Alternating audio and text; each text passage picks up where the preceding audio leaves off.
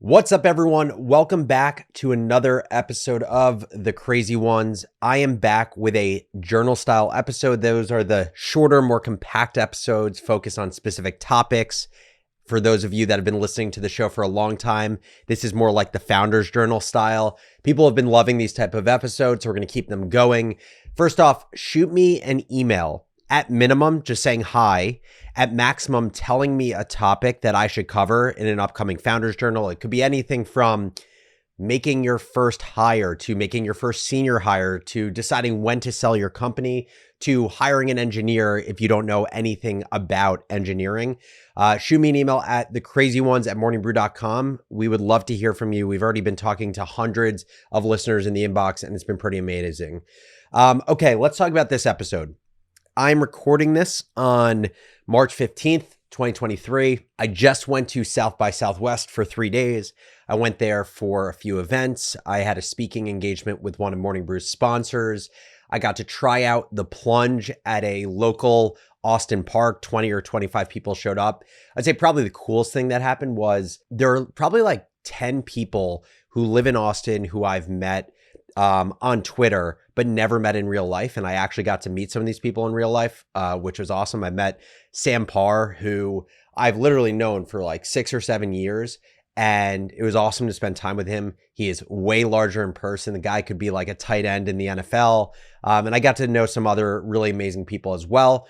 Also, as of right now, I'm in the pre-launch phase of the plunge. So focusing on short form content, paid Facebook ads, getting ambassadors in different cities to host plunge events. And then finally, I am planning out a strategy for my startup studio. My dream over the next 10 years is to incubate many businesses, self-fund those businesses, find CEOs to run those businesses, a lot like what my co-host Jesse is doing with Gateway X. So I've been working on some thoughts around what the strategy is for my startup studio. But let me get into why I'm even doing a Founder's Journal today. Basically, I was working on plunge stuff for part of yesterday. And one of the things that I was doing is I was setting up a Facebook paid ad campaign. And it's pretty funny because, Morning Brew spends a ton of money on Facebook ads, Instagram ads. At one point in the business, we were spending $500,000 a month. Like, it was a key part of our strategy, but I never actually ran the ads myself because I was focusing on editorial and sales in the early days of the brew. And my co-founder, Austin, was focused on growth and tech. And so he was the one who was actually starting to run our first paid ads in the beginning. And then we hired one of our early employees who their sole focus was paid marketing. And so it has been such an interesting experience doing Facebook ads for the first time. It actually feels like the adult version of playing video games. It's oddly addicting. And now all I want to do is go to my ads manager and check what my acquisition cost is of getting people's email addresses to possibly sign up for the plunge. But anyway, what I found was it was taking forever to set up this campaign. It probably took me 3 or 4 hours to create the images that I wanted to use in the paid campaign of different people playing the plunge, of a slideshow of many people playing the plunge, of a video that had music on it playing the game. I was writing the copy, but I felt like in order to get really good at copywriting, I read a copywriting book. And then also you have to create audiences. You have to decide who you want to target with your ads. All of that to say, it took me, let's call it close to half a day just to run a single Facebook campaign. And so while I really enjoyed the activity, like I've really enjoyed learning the skill associated with paid marketing, it had me thinking, is this the best use of my time? And I would say more broadly, when does scrappiness, or the act of doing a lot of things, saving money, rolling your sleeves up, getting your hands dirty, when does that actually get in the way of pushing your business forward? So I'm going to talk about in this episode the pros and cons of scrappiness and how you should be thinking about it as a founder. So let's hop into it. What's up, everyone? I'm Alex Lieberman. Yo, this is Jesse Pujji. And this is The Crazy Ones. I always thought that I was an absolute badass for being this scrappy, bootstrapped entrepreneur. It was just part of my identity from the beginning of building Morning Brew. Because if you think about our story, it was one of raising very little money for Morning Brew for starting this media business, not going the venture capital route, and doing anything and everything to push the business forward. And so what that meant was, whether it was putting flyers in Michigan's business school for weeks straight until we got literally yelled at by a venture capital club on campus, or pitching hundreds of classes and clubs on campus, or inputting every single handwritten email address manually into our website, or LinkedIn stalking for thousands of hours to secure our first advertisers, no task was beneath my co-founder Austin or myself to build our business. And candidly, I was proud of that fact. But as I've started working on the plunge, and I'm less resource constrained today than I was as a college student, I've started to notice very real trade-offs that come with this idea of scrappiness. And so let me walk you through how I think about the pros and cons of being scrappy and what I believe to be the ideal in between. So here are the positives of scrappiness. The first is you treat your money like a scarce resource, which it is. And I think that's a positive that, when it comes to the plunge, I am trying to keep my investment in this game as low as possible before having a sense of if we'll have enough demand to produce one container. One container of the game, it's 40 feet. I believe I can fit 800 games in it. And so I've spent $27,000 on this project so far. And I'm trying to keep that number as low as possible before getting to product market fit. I generally think this belief and this idea of keeping my costs as low as possible before hitting product market fit, it is a strong behavior and it is a benefit of being scrappy.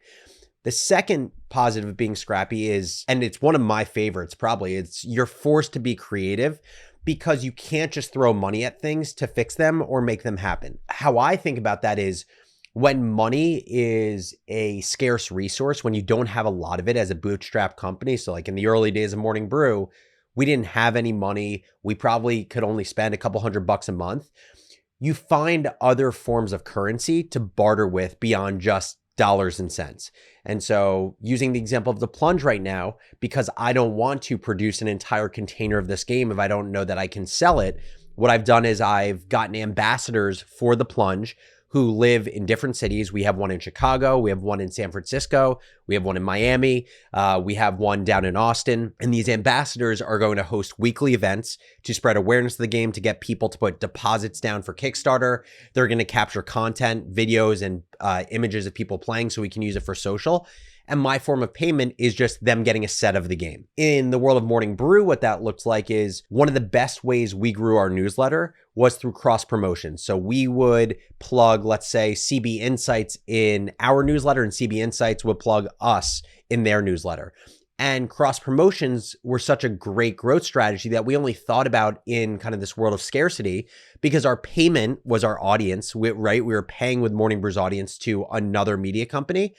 And that other media company was paying with audience as well. The third big benefit of being scrappy is you learn how to do a bunch of different jobs, which makes you better at hiring for or for managing those jobs because you know what to look out for and you know what good versus bad work is. So the example of Morning Brew for me was I learned how to sell media very well because I literally was our only salesperson up until 2018. When I decided to go out and hire our first seller at the company, I knew what it looked like to be able to tell our story well, to actually be a hard worker, and what a reasonable amount of outreach to companies per day or per week looked like versus if I never had sold or done outreach by myself. It would have been very hard to set a standard of, if I hired a salesperson, let's just say they were like, I think I can send out 50 emails per week to brands to potentially advertise in Morning Brew. I would have had no idea if 50 was a lot or a little because I wouldn't have done the job myself. So those are all of the great parts of scrappiness. Now I want to talk about some of the negatives or the trade-offs that I've only become aware of, I would say, in the last couple months building this second project. The first trade-off is sometimes you avoid spending money on things that really could move the needle for what you're building. It's, the way I visualize it is like when you build a product, you have this ember that's just has this light flicker. It's not burning high enough to burn the rope yet, but it's starting to get going. And by not spending money on certain things, basically you're choosing not to pour gasoline on this ember to turn it into a blazing fire. And so just an example of that is something I have been thinking about as it relates to the plunge, my backyard game, is should I be spending more on brand and marketing right now? Our board design was literally made in week 1 of the business. Our logo was made in 30 minutes in Adobe Illustrator. And right now, like I said, I'm running our Facebook ads. I'm creating all of our creative. I'm coming up with our headlines. I'm wondering, should I pay someone to create content? Should I pay someone to run our social account? Should I pay someone to run our Facebook ads so that I don't have to do this? And there's a dual benefit here, right? There's the benefit of giving me back my time to work on other high leverage tasks, because once you become really scrappy, you realize very quickly you get a full-time job. Very quickly, your entire day is taken up by doing many different things. But the other benefit is when you hire someone to do something, their full-time job is being an expert in the thing that you can't possibly spend all of your time on. There's a reasonable argument to be made that if I hired a great social media agency right now, especially one that did performance marketing and was paid on performance, there's a world in which they could drive so much better performance on Facebook ads than I can, that even if they take a percentage of the campaign, like a percentage of how much they spend, that I still would spend less with them because they're way more efficient. And so another way to say this is, am I depriving the plunge of getting to product market fit in general, or getting to product market fit faster because I'm not willing to spend enough on it? And it's such a slippery slope though, right? Because you always justify spending more and more money on something because you feel like you're depriving the business. And all of a sudden you've spent an inordinate amount of money on something that hasn't reached product market fit, and you're taking on way more risk than you would have liked. So I do prefer to be kind of on the end of the spectrum that I am.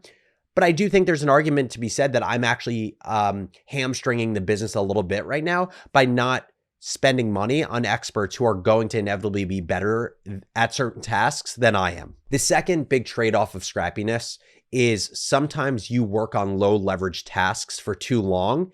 And these are low leverage tasks that could be delegated so that you could go and spend time within your zone of genius. And your zone of genius is basically the 1 or 2 things that you're exceptional at that you will never fire yourself from doing. When I think about this trade-off, now as I reflect on my journey with Morning Brew, I do think that scrappiness and busyness got in the way of me being an exceptional CEO, which I think I have the capability of doing. I think for far too long at Morning Brew, I was in the weeds selling advertisements versus growing as the CEO of the business. And I think that's because I didn't take my brain off autopilot to ask myself, is me going through LinkedIn all day long, sending cold emails all day long, is this the highest use of my time right now? And I just continue to create the justification that I am the best in the world at telling Morning Brew's story and selling our products. Even if that was true, I didn't consider the opportunity cost of not effectively running the business. Basically, what I didn't think about is, okay, let's just say I'm an A+ seller of Morning Brew as a business. How much less money would we bring in if I brought in a B+ seller? And how much more effective would the business be running if I spent my time actually running the business? And so the third and final trade-off related to scrappiness is this notion that however you behave as a leader in a company is how your organization is going to behave. If you are someone who doesn't end up delegating anything, is spending all of your time in the weeds, is acting with a scarcity mentality where you're not spending a lot of money, you can expect that is the way people in your business are going to behave because that's the example that you are setting. My view is the example you want to set is you want to teach people to spend their time wisely. You want people to spend money like it's their own, but when it makes sense. So when it makes sense not to spend versus when it makes sense to double down because you're seeing opportunity within the business. And you want to teach people to delegate low leverage tasks to others because you want your people to spend their time in the highest value ways. Here's how I think about me being scrappy the right way moving forward. First, I do believe that default scrappiness is good. I would choose that every day of the week over, let's call it like default abundance mentality, where I think there's an endless amount of resources from a money or time perspective. I do think scrappiness forces a healthy amount of paranoia and a ton of creativity that is so incredibly valuable, especially in the early stages of business. The second part to this is It is not a perfect science, but basically what you want to look out for is not being scrappy to the point of depriving your business of resources that it needs to be successful. And those resources could be your most high value skills that you're not giving if you're doing everything in your business, or it could be money that you should be using to put fuel on the fire where there are opportunities within the business. And it's this constant healthy tension. So what I suggest for you, and as I'm saying this, I'm suggesting it to myself as well, on a weekly basis, ideally on Sunday before you start the week, you should answer 2 questions for yourself. The first question is, am I spending time on the things I want to spend time on and the things that give the business the highest probability of success? And second, am I spending my money responsibly in a way that appropriately accounts for the business's risk and appropriately supports the business's opportunity? These questions will force you to decide if your scrappiness is helping or hurting you on a daily basis. So in summary, I believe the best way you can be scrappy is to be scrappy without a scarcity mindset, meaning you believe that there's a time and place to put resources, meaning your time and money, into high value things. And scrappiness is a helpful tool to drive creativity and progress, but scrappiness for scrappiness' sake becomes more about your own ego and less about how it helps you and your business. With that, thank you for listening to this episode of The Crazy Ones, one of these Founders Journal style videos. I'll catch you next episode, and remember to shoot me an email at thecrazyones@morningbrew.com, either saying hi or giving us ideas for a future Founders Journal episode. Talk to you all soon. Thank you guys so much for watching this episode of The Crazy Ones. If you're an entrepreneur or a builder and want more great startup content, make sure to subscribe on our YouTube channel or wherever you get your podcasts.